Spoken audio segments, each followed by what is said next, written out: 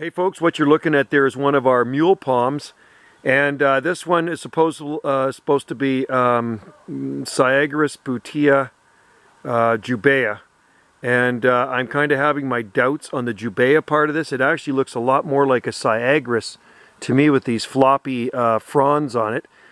Second winter it's been through.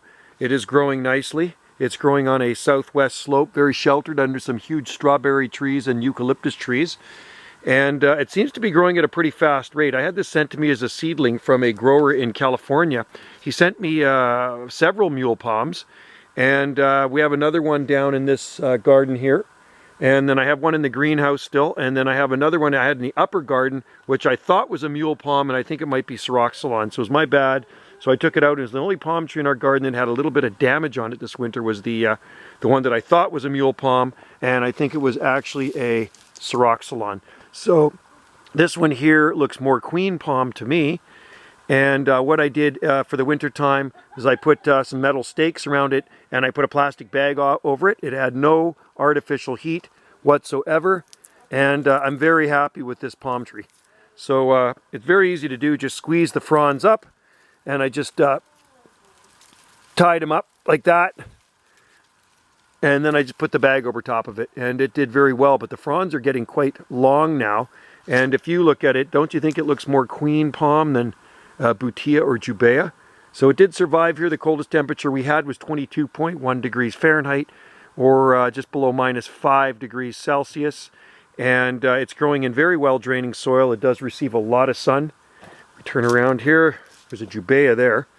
The sun comes in from the west or southwest, and it does get very warm in here, and it doesn't get a lot of frost either. Even in the winter time, we don't get a lot of frost here. So, and you can see it's on the slope, and cold air just drains away nicely. It's on the top part of the slope here. So anyway, if you can find a mule palm like that, Butiagrus Butia, try one in your own garden. And like I say, I don't think there is any jubea in this one. I think it's just a Butiagrus Butia or Butia Butiagrus. So, all right. Thanks for watching, folks. Like and subscribe for more videos here on Gulf Island Rock. Cheers.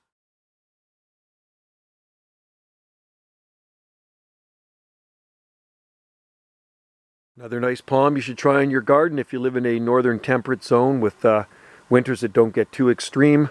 This is a Jubea chilensis, a Chilean wine palm, and has one of the most massive trunks of any palm tree on the planet. The most cold-tolerant pinnate species, so it's the most cold-tolerant feather palm. Fully hardy here on Salt Spring Island, at least in the high end of Zone 8B and 9A locations like we're at here.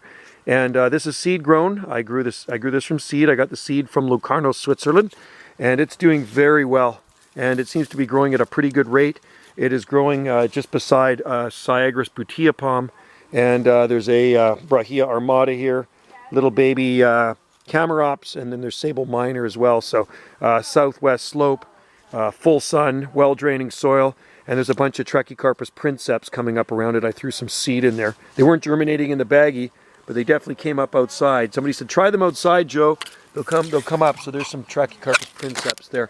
Anyway, try one, a Jubea chilensis in your own garden. If you're going to grow them from seed, be patient because they sometimes take time to germinate. And they do get a beautiful, huge trunk on them, like I say. Takes many years before you're ever going to see them flower. If you're a young person, you will probably see them flower.